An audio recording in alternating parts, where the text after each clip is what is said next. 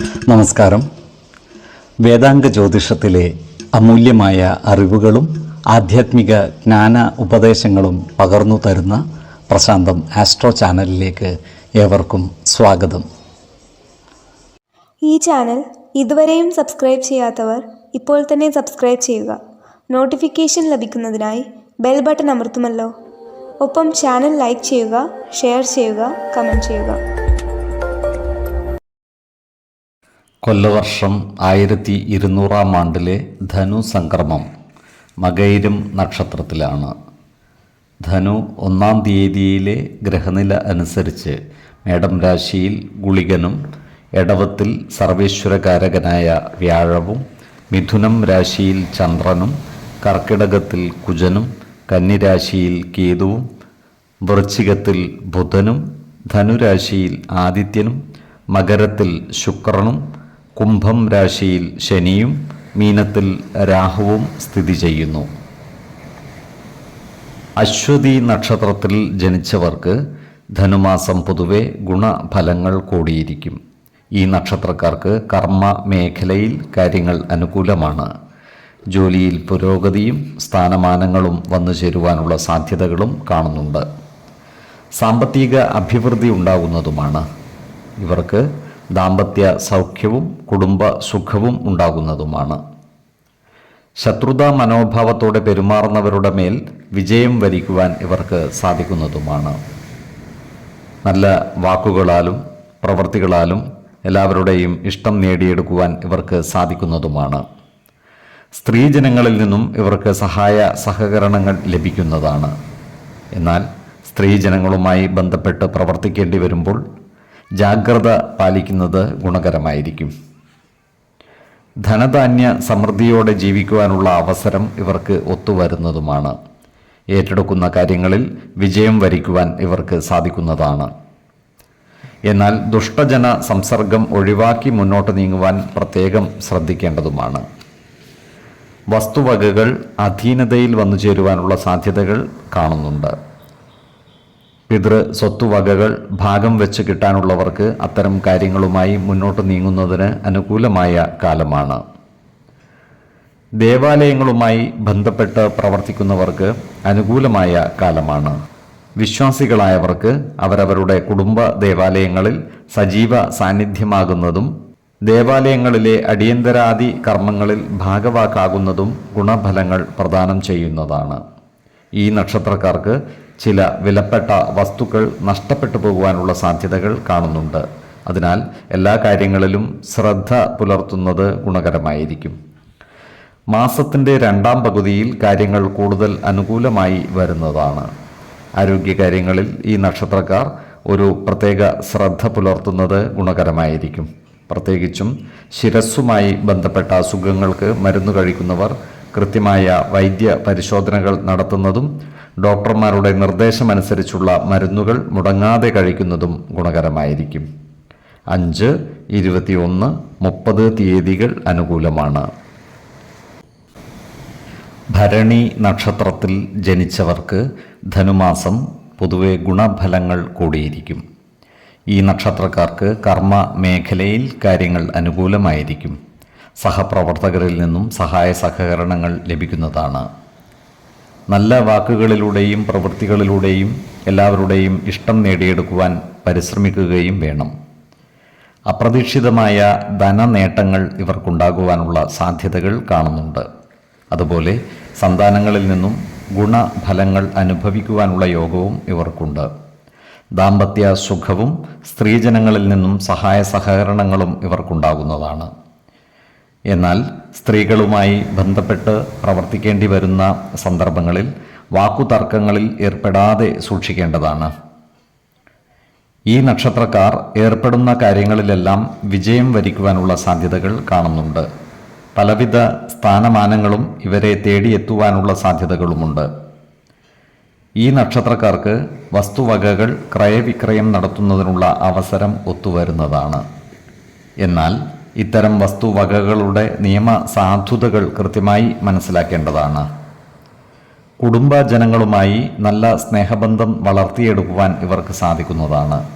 ശത്രുതാ മനോഭാവത്തോടെ പെരുമാറിയിരുന്നവരെ പോലും നല്ല വാക്കുകളിലൂടെയും പ്രവൃത്തികളിലൂടെയും മാറ്റിയെടുക്കുവാൻ ഇവർക്ക് സാധിക്കുന്നതുമാണ്. ഈ നക്ഷത്രക്കാരായ ഉദ്യോഗാർത്ഥികൾക്കും മറ്റു തൊഴിൽ അന്വേഷകർക്കും ജോലിയിൽ പ്രവേശിക്കുവാൻ അവസരം ലഭിക്കുന്നതാണ്. ഇവരുടെ എല്ലാ പരിശ്രമങ്ങളും വിജയത്തിലെത്തുന്നതുമാണ്. നല്ല മനസ്സമാധാനവും സന്തോഷവും ഇവർക്ക് കൈവരുന്നതുമാണ്. ഇവരുടെ ആരോഗ്യനില പൊതുവെ തൃപ്തികരമായിരിക്കും. 7, 14, 24 തീയതികൾ അനുകൂലമാണ്. കാർത്തിക നക്ഷത്രത്തിൽ ജനിച്ചവർക്ക് ധനുമാസം ഗുണദോഷ സമ്മിശ്രമായിരിക്കും. ഈ നക്ഷത്രക്കാർ ജോലിസ്ഥലത്ത് ജാഗ്രത പുലർത്തേണ്ടതാണ്. ജോലിയിൽ സ്ഥലം മാറ്റത്തിനുള്ള സാധ്യതകൾ കാണുന്നുണ്ട്. സഹപ്രവർത്തകരോടും മേലധികാരികളോടും നല്ല രീതിയിൽ പെരുമാറുകയും എല്ലാവരുടെയും ഇഷ്ടം നേടിയെടുക്കുവാൻ പരിശ്രമിക്കുകയും വേണം. ഈ നക്ഷത്രക്കാർ സുഖഭോഗങ്ങൾക്കായി ധാരാളം പണം ചെലവഴിക്കുവാനുള്ള സാധ്യതകൾ കാണുന്നുണ്ട്. അതിനാൽ സാമ്പത്തിക കാര്യങ്ങൾ കൈകാര്യം ചെയ്യുമ്പോൾ അതീവ ജാഗ്രത പാലിക്കുന്നത് ഗുണകരമായിരിക്കും. ഈ നക്ഷത്രക്കാർക്ക് സർക്കാരിൽ നിന്നും കിട്ടുവാനുള്ള ആനുകൂല്യങ്ങൾ ലഭിക്കുവാനുള്ള സാധ്യതകൾ കാണുന്നുണ്ട്. ഇവർ ഏറ്റെടുക്കുന്ന കാര്യങ്ങൾ കൃത്യമായി നിർവഹിക്കുന്നതായി കാണാം. ഈ നക്ഷത്രക്കാരായ ബിസിനസ്സുകാർ ബിസിനസ്സിൽ കൂടുതൽ വിപുലീകരണം നടത്തുവാനുള്ള സാധ്യതകൾ കാണുന്നുണ്ട്. എന്നാൽ ബിസിനസ്സിലേക്ക് സാമ്പത്തിക നിക്ഷേപം നടത്തുമ്പോൾ ശ്രദ്ധ പുലർത്തേണ്ടതുമാണ്. മറ്റുള്ളവർ മുഖേന പല സുഖ സൗകര്യങ്ങളും ഇവർക്ക് വന്നു ചേരുന്നതാണ്. മേടക്കൂറിൽ വരുന്ന ഈ നക്ഷത്രക്കാർക്ക് അപ്രതീക്ഷിത ധനനേട്ടവും സ്ഥാനമാനങ്ങളും വന്നു ചേരുവാനുള്ള സാധ്യതകൾ കാണുന്നുണ്ട്. ഇവർ സ്ത്രീജനങ്ങളുമായി ബന്ധപ്പെട്ട് പ്രവർത്തിക്കുമ്പോൾ ജാഗ്രത പുലർത്തേണ്ടതാണ്. അനാവശ്യ വാക്കുതർക്കങ്ങളിൽ ഏർപ്പെടാതെ സൂക്ഷിക്കേണ്ടതുമാണ്. എടവക്കൂറിൽ വരുന്ന ഈ നക്ഷത്രക്കാർക്ക് സ്ഥാന ചലനങ്ങളും സാമ്പത്തിക ചിലവുകളും വന്നു ചേരുവാനുള്ള സാധ്യതകൾ കാണുന്നുണ്ട്. ഇവർ ജീവിത പങ്കാളികളുമായി നല്ല സ്നേഹബന്ധം നിലനിർത്തുവാൻ പരിശ്രമിക്കേണ്ടതാണ്. ഇവർക്ക് സ്ത്രീകളിൽ നിന്നും സഹായ സഹകരണങ്ങൾ ലഭിക്കുന്നതാണ്. ബന്ധുജനങ്ങളുമായി അനാവശ്യ വാക്കുതർക്കങ്ങളിൽ ഏർപ്പെടാതിരിക്കുവാൻ പരിശ്രമിക്കേണ്ടതാണ്. ശത്രുതാ മനോഭാവത്തോടെ പെരുമാറുന്നവരുടെ മേൽ വിജയം വരിക്കുവാൻ ഇവർക്ക് സാധിക്കുന്നതുമാണ്. അത്തരക്കാരെ തിരിച്ചറിഞ്ഞാൽ അവരുമായി നല്ല സ്നേഹസൗഹൃദ ബന്ധങ്ങൾ നിലനിർത്തുവാൻ പരിശ്രമിക്കേണ്ടതുമാണ്. ആരോഗ്യകാര്യങ്ങളിലും ഈ നക്ഷത്രക്കാർ ഒരു പ്രത്യേക ശ്രദ്ധ പുലർത്തുന്നത് ഗുണകരമായിരിക്കും. 5, 15, 25 തീയതികൾ അനുകൂലമാണ്. രോഹിണി നക്ഷത്രത്തിൽ ജനിച്ചവർക്ക് ധനുമാസം ഗുണദോഷ സമ്മിശ്രമായിരിക്കും. ഈ നക്ഷത്രക്കാർ കർമ്മ മേഖലയിൽ ജാഗ്രത പുലർത്തേണ്ടതാണ്. അപ്രതീക്ഷിതമായ പല കാര്യങ്ങളും ജോലിസ്ഥലത്ത് വന്നു ചേരുവാനുള്ള സാധ്യതകളും കാണുന്നുണ്ട്. ജോലിയിൽ കൃത്യനിഷ്ഠതയും സത്യസന്ധതയും നിലനിർത്തുവാൻ ഇവർ പരിശ്രമിക്കുന്നതാണ്. സഹപ്രവർത്തകരിൽ നിന്നും നല്ല സഹായ സഹകരണങ്ങൾ ലഭിക്കുന്നതിനായി പരിശ്രമിക്കേണ്ടതാണ്. സാമ്പത്തിക കാര്യങ്ങൾ കൈകാര്യം ചെയ്യുമ്പോൾ അതീവ ശ്രദ്ധ പുലർത്തുന്നത് ഗുണകരമായിരിക്കും. ഈ നക്ഷത്രക്കാരായ ബിസിനസ്സുകാർക്ക് ബിസിനസ് മന്ദഗതിയിലാകുവാനുള്ള സാധ്യതകളും കാണുന്നുണ്ട്. എങ്കിലും നഷ്ടം വരാതെ ബിസിനസ് നടത്തിക്കൊണ്ടുപോകുവാൻ ഇവർക്ക് സാധിക്കുന്നതാണ്. ഈ നക്ഷത്രക്കാരായ ഉദ്യോഗാർത്ഥികൾക്കും മറ്റു തൊഴിൽ അന്വേഷകർക്കും കാര്യങ്ങൾ അനുകൂലമാണ്. ഇവർക്ക് പുതിയ ജോലിയിൽ പ്രവേശിക്കുവാൻ അവസരം ലഭിക്കുന്നതുമാണ്. ഈ നക്ഷത്രക്കാരായ വിദ്യാർത്ഥികളും മറ്റു പഠിതാക്കളും പഠന കാര്യങ്ങളിൽ അലസത കാണിക്കുവാനുള്ള സാധ്യതകൾ കാണുന്നുണ്ട്. അതിനാൽ ഇവർ പഠന കാര്യങ്ങളിൽ പ്രത്യേക ശ്രദ്ധ പുലർത്തി മുന്നോട്ട് നീങ്ങുവാൻ പരിശ്രമിക്കേണ്ടതാണ്. ഈ നക്ഷത്രക്കാർ ഉൾപ്പെട്ടിട്ടുള്ള കോടതി വ്യവഹാരങ്ങളിൽ അന്തിമ വിജയം നേടുവാൻ ഇവർക്ക് സാധിക്കുന്നതുമാണ്. സാമ്പത്തിക നേട്ടമുണ്ടാക്കാൻ സാധിക്കുന്ന പല പദ്ധതികളും ഇവർക്ക് ഉപേക്ഷിക്കേണ്ടതായി വരുവാൻ ഇടയുണ്ട്. എന്നാൽ ഏറ്റെടുക്കുന്ന പ്രവർത്തികളിൽ വിജയം വരിക്കുവാൻ ഇവർക്ക് സാധിക്കുന്നതുമാണ്.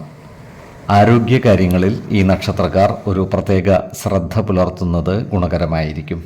പ്രത്യേകിച്ചും വാത സംബന്ധമായ അസുഖങ്ങളുള്ളവർ കൃത്യമായ വൈദ്യ പരിശോധനകൾ നടത്തുന്നതും ഡോക്ടർമാരുടെ നിർദ്ദേശമനുസരിച്ചുള്ള മരുന്നുകൾ മുടങ്ങാതെ കഴിക്കുന്നതും ഗുണകരമായിരിക്കും.